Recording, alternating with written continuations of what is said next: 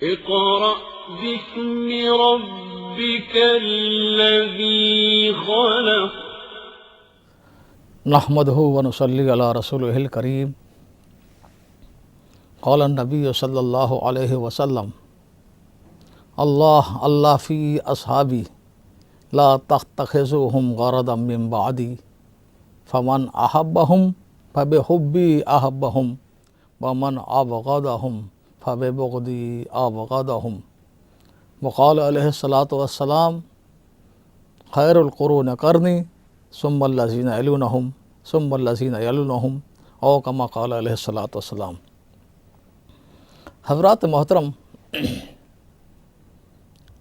آپ کے سامنے میں نے سرور دو عالم صلی اللہ علیہ وسلم کے دو ارشادات پیش کیے ہیں.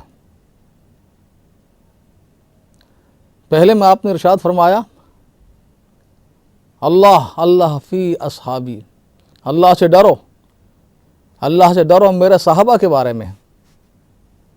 ان کے بارے میں کوئی ایسی بات زبان پر مت لاؤ جو ان کے شان کے خلاف ہے. فمن احبہم، جو میرے صحابہ سے محبت رکھے گا، فبحبی احبہم، میری محبت کی وجہ سے رکھے گا، یعنی اس کے دل میں میری محبت ہوگی، اس کی وجہ سے میرے اصحاب اور صحابہ سے محبت ہو کرے گا.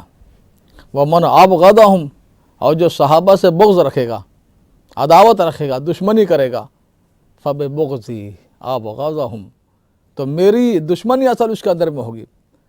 مجھ سے دشمنی کرتا ہوگا لیکن اس کی ہمت نہیں ہوگی مجھ سے دشمنی کرنے کا اعلان کرتے ہوئے، اظہار کرتے ہوئے، تو وہ صحابہ سے دشمنی کرے گا لیکن حقیقت میں مجھ سے دشمنی ہوگی. پھر دوسرے ارشاد میں آپ نے فرمایا کہ سب سے بہتر زمانہ اس کائنات پر، دنیا میں جتنے زمانے آئے ہیں، حضرت آدم علیہ السلام سے لے کر قیامت تک، ان سارے زمانوں میں سب سے بہتر زمانہ قرنی، میرا زمانہ ہے. دور نبوت، عہد نبوت، یعنی صحابہ اور حضور کا زمانہ. ثم الذین یلونہم، پھر وہ زمانہ جو اس کے متصل ہو، اس سے ملا ہوا، یعنی تابعین کا زمانہ. صحابہ اسے کہتے ہیں، صحابی رسول انہیں کہتے ہیں کہ جنہوں نے ایمان کی حالت میں رسول اللہ صلی اللہ علیہ وسلم کی زیارت کی ہو، آپ کو دیکھا ہو، آپ کے چہرے انور پر نظر پڑی ہو. یہ اتنا بڑا مقام ہے کہ ایک لمحہ ایمان کی حالت میں حضور کو جس نے دیکھ لیا، وہ حضور کی صحبت کی برکت سے اس مقام تک پہنچ گیا کہ بعد والے ساری دنیا کے غوث اور قطب اور ابدال ان کے برابر تک، کیا اس کی جوتی کے خاک کے برابر نہیں ہو سکتے. سب سے اونچا مقام نبیوں کے بعد صحابہ کا ہے. اس کے بعد تابعی انہیں کہتے ہیں جنہوں نے صحابہ کرام کو دیکھا ہو، کسی صحابی سے ملاقات کی ہو، وہ تابعی ہیں. ثم الذین یلونہم، پھر جو ان کے قریب ہے، یعنی تبع تابعی. تو اس ارشاد کے متعلق بعض تفسیریں کیا علماء نے. بعض نے کہا کہ قرن سے مراد قاف سے صدیق، را سے عمر، نون سے عثمان، یا سے علی، سب سے بہتر زمانہ یہ ہے. بعض نے کہا صدی، پہلی صدی، دوسری، تیسری، لیکن زیادہ علماء اسی طرف گئے ہیں کہ صحابہ اور تابعین اور تبع تابعین. تو میں عرض کر رہا تھا کہ حضور کے صحابہ کا بہت ہی اونچا مقام ہے. حضرت عبداللہ ابن مسعود رضی اللہ تعالیٰ عنہ صحابی رسول ہیں اور بڑے افقاہ صحابہ، سب سے زیادہ سوجھ بوجھ اور سمجھ رکھنے والے. فقہ کے مسائل، جو فقہ حنفی پوری دنیا پر 1200 سال سے ٹوٹھر مسلمان چلتے رہے، وہ انہی کی آراء پر مشتمل. حضرت ابو حنیفہ نے انہی کی آراء سے، انہی کے شاگردوں سے سیکھا ہے. فرماتے ہیں کہ دنیا میں آئیڈیل بنانے کے لیے، اسما اور نمونہ بنانے کے لیے سب سے بہتر جو جماعت ہے وہ صحابہ کی جماعت ہے. اگر تمہیں کسی کا اتباع کرنا ہو تو صحابہ کا اتباع کرو، صحابہ کے طریقے کو معلوم کرو اور معلوم کر کے اس پر چلو. صحابہ کی بڑی صفات ہیں. اللہ تبارک تعالیٰ نے تعریف صحابہ قرآن میں جگہ جگہ کی ہے. آمنوا کما آمن الناس، ایمان لاؤ جیسے کہ یہ لوگ، یعنی صحابہ ایمان لائے. صحابہ جیسا ایمان لے کر آؤ تو قبول ہوگا. رضی اللہ عنہم، اللہ ان سب سے راضی ہوگا. قرآن نے وردوا عنہ، وہ سب اللہ سے راضی. دونوں طرف کی رضامندی. قرآن کی کوئی بات وقتی نہیں ہے. ہاں، قرآن کی پکی ٹھکی ہمیشہ کے لیے، ٹیمپرری بات نہیں ہو کرتا قرآن. ہاں، کہ راضی ہو گیا پھر ناراض ہو گیا. جن کے بارے میں کہہ دیا وہ کہہ دیا قرآن نے, ہر ایک کے بارے میں. جن کو دشمن قرار دے دیا وہ دشمن ہے, جن کو دوست قرار دیا وہ ہمیشہ کے لیے دوست ہے. دیکھیے قرآن یہ کہتا ہے اشد الذین آمنوا, سب سے زیادہ مسلمانوں سخت دشمن میں کون رہے گی؟ الیہود والذین اشرکوا, جو مشرکین ہیں, جو بت پرست ہیں. یہ ہمیشہ کی بات ہے, کوئی ٹیمپرری بات نہیں, فلاں سن میں, فلاں زمانے میں, فلاں عیسوی میں, ہمیشہ کے لیے. اور فرمایا دشمن ہے, انہیں دشمن بنا کر رکھو. اور جو ان سے معاملات کرے گا, جو ان سے دوستی رکھے گا, رازداری کرے گا اپنے دل سے, وہ انہی میں کا, اس کو اسلام سے کوئی لینے دینا نہیں ہے. اب آج ہمارے جتنے لیڈران کرام ہیں ہمارے مسلم ملکوں کے, یہ قرآن اور خدا سے بڑھ کر نہیں ہے کہ دوست ہو گئی, فلاں میرا دوست ہو گیا, فلاں میرا دوست ہو گیا.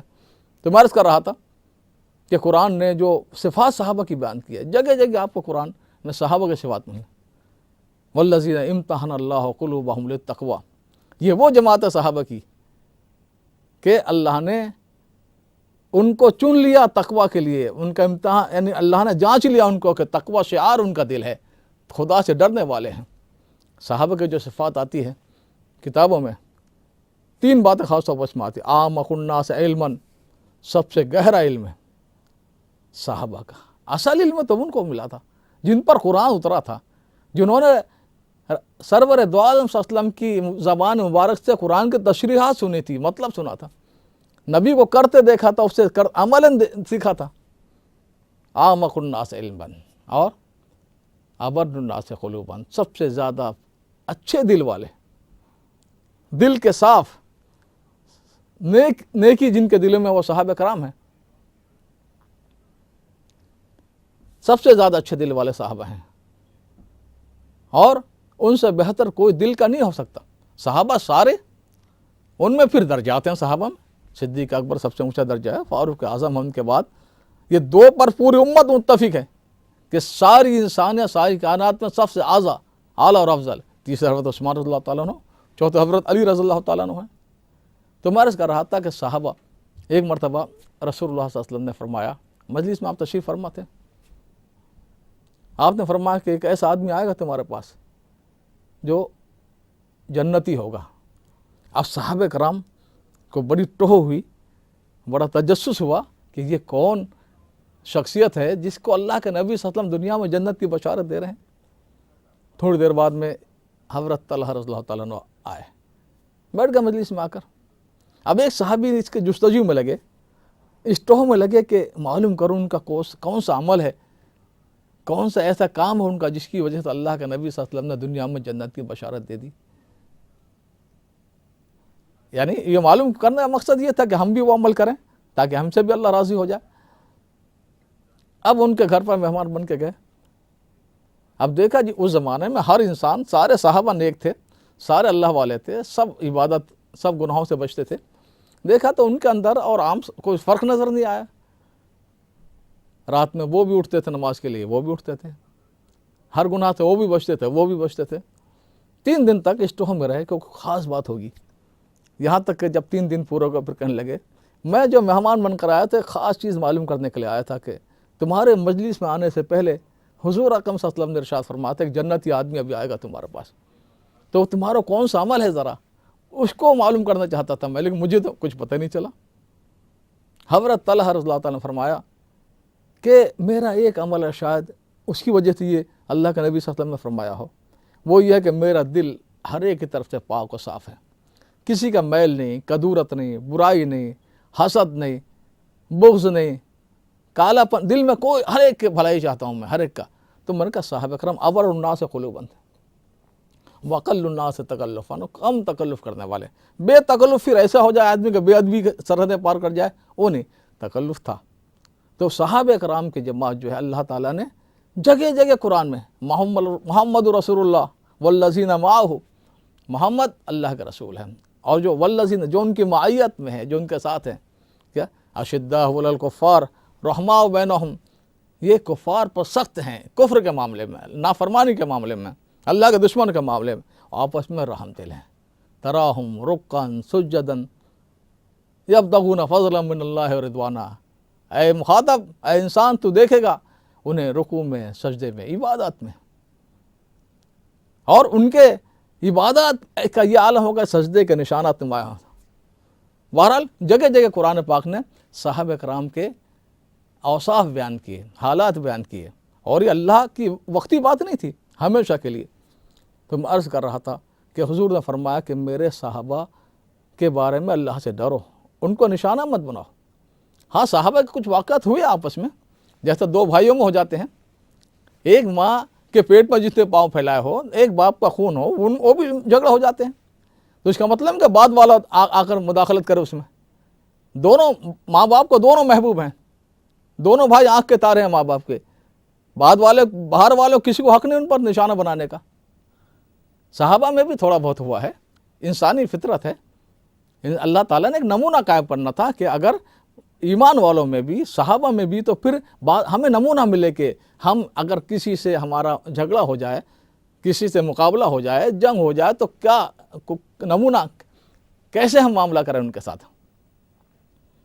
حضرت امام ابو حنیفہ رحمۃ اللہ فرماتے ہیں کہ اللہ تبارک تعالیٰ نے ہمارے ہاتھوں سے کو محفوظ رکھا اس دور تک کہ ہم جو آپس میں ایک دوسرے کے ساتھ الجھ گئے، اور اللہ تعالیٰ نے ہمیں محفوظ رکھا تو ہم اپنی زبان کو محفوظ رکھیں۔ ہمیں کوئی حق نہیں صحابہ کا محاکمہ کرنے کا اور فیصل کرنے کا، اور صحابہ پر حکم لگانے کا فلاں صحیح تھا فلاں غلط تھا۔ بعد والوں کو اس کی کوئی بھی گنجائش نہیں، بعد والوں کو صحابہ کے بارے میں کوئی حق نہیں کہ کوئی فیصلہ کریں۔ تو مرض کر رہا تھا کہ حضرات صحابہ کرام سارے صحابہ بہت اونچے ہیں، اور اتنے اونچے ہیں۔ ایک بار کیا ہوا، فاروق اعظم کا دور ہے،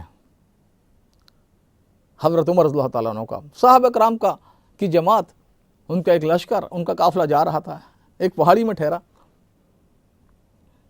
پہاڑ تھا، آرام کیا، صبح فجر میں اٹھ کر اذان دی، تو ایک غار، پتھروں کے اندر ایک غار بنی ہوئی تھی، اس کے اندر تھے، اب نحیف سی بارش سی آواز آئی، صدقتا بررتا، سچ کہا تم نے، بہت اچھی بات کہی۔ اب پہنچے وہاں تک بھی یہ آواز کہاں سے آ رہی ہے، پہاڑ میں کون آدمی رہتا ہے؟ اب وہاں پر پتھر ہٹائے، یہ کیا، اندر جگہ بنائی، دیکھا کہ ایک بہت بوڑھا شخص ہے، کئی سو سال کی اس کی عمر، اس کی پلکیں یہاں تک بھویں اس کی لٹکی ہوئی، بہت بڑی عمر۔ پوچھا ان سے تم کون ہو بھائی، کیا کر رہا ہو یہاں پر؟ تو انہوں نے کہا کہ میں حضرت عیسیٰ السلام کا ساتھی تھا، حواری جسے کہا جاتا، صحابی حضرت عیسیٰ السلام کے۔ کیا کر رہا ہو یہاں پر؟ انہوں نے کہا میں حضرت عیسیٰ السلام نے ایک بار ذکر کیا محمد رسول اللہ صلی اللہ علیہ وسلم کے اوصاف اور آپ کی تعریف، آپ کے کمالات، اور پھر صحابہ کی جماعت کا ذکر کیا کہ صحابہ ایسے ہوں گے آپ کے، اس طرح جانثار ہوں گے، اس طرح ایمان کے لیے سب کچھ قربان کرنے والے ہوں گے۔ تو میں نے حضرت عیسیٰ السلام کو عرض کیا کہ آپ اللہ کے نبی ہیں، اللہ سے دعا کر دیجئے کہ میں بھی حضور کا صحابی بن جاؤں، میری عمر اتنی لمبی ہو جائے کہ میں صحابہ کو، حضور صلی اللہ علیہ وسلم کو دیکھ لوں، سرور دو عالم صلی اللہ علیہ وسلم کے دیدار سے میری آنکھیں ٹھنڈی ہوں، آپ کو میں دیکھوں، آپ کا صحابی بن جاؤں۔ دعا کی تو حضرت عیسیٰ السلام نے بتلایا کہ اللہ سے میں نے دعا کی تھی، اللہ تعالیٰ کا ارشاد ہے، اللہ نے فرمایا کہ نہیں، صحابہ کی لسٹ پوری ہو گئی ہے، جو منتخب ہے صحابہ، چنے ہوئے ہیں، پوری دنیا کے انسانوں کے قلوب پر اللہ نظر ڈالی، دیکھا جو سب سے اچھے دل والے تھے ان کو حضور کی رفاقت کے لیے منتخب کیا۔ تو پھر انہوں نے عرض کیا حضرت عیسیٰ السلام کو کہ اگر یہ بات ہے تو پھر آپ میرے لیے دعا کر دیں کہ میں کم از کم تابعی بن جاؤں، صحابہ کو دیکھ لوں، میری نگاہیں ان لوگوں کو دیکھ لیں جنہوں نے حضور صلی اللہ علیہ وسلم کی زیارت کی، حضور کو اپنی آنکھوں سے دیکھا۔ تو یہ دعا قبول ہو گئی، بس میری یہ تمنا تھی، آج میری پوری ہو گئی۔ اس کے بعد ان کا انتقال ہو گیا۔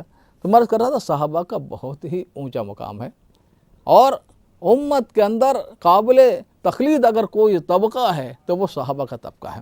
بدقسمتی سے آج ہم صحابہ سے حالات کا تذکرہ بھی نہیں کرتے، یعنی ہم بزرگوں کرتے ہیں، میرے شیخ، ان کے شیخ، ان کے شیخ، میرے استاد، ان کے استاد، ان کے استاد، ہر علاقے کے لوگ، ہر ملک کے لوگ، اپنے اپنے علاقے جتنے اللہ کے نیک بندے تھے، اولیاء کرام تھے، ان کے تذکرہ دن رات کرتے ہیں۔